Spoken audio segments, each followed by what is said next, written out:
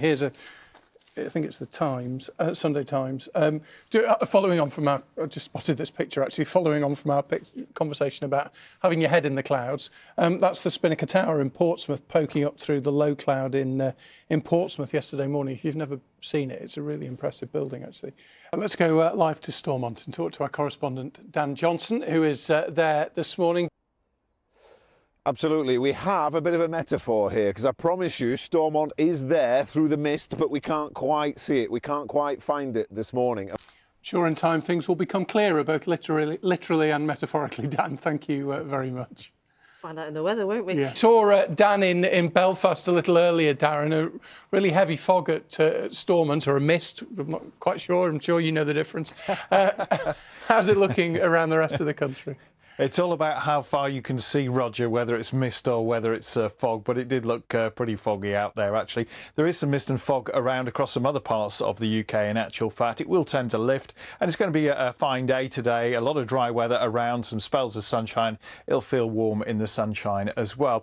So if we look ahead, really, through the week ahead, we're going to find essentially more of a westerly airflow. So our weather coming in from the west over the week ahead, and that means we start the week with some rain, as we've seen, mainly for northern parts of the UK. But as we head further into the week, it does tend to become drier. Temperatures 14 to 19 degrees, so a little bit warmer than normal for the time of year, but signs of something even warmer than that after next week.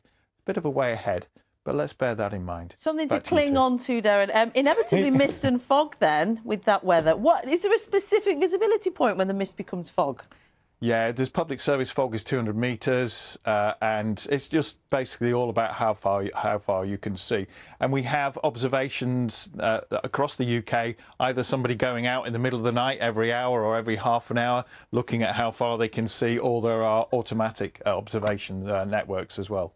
That is my favourite fact of the week. It's going to be a random job, hasn't it? Yeah, go out in the middle of the night and see how far you can see. Would you put on your CV? Yeah. It's dark, isn't it? But fog is just like having your head in the cloud, because clouds are made up of tiny water droplets, and that's what fog's made up. So it's like having your head in the cloud. Some of us live in a permanent state of fog in that case.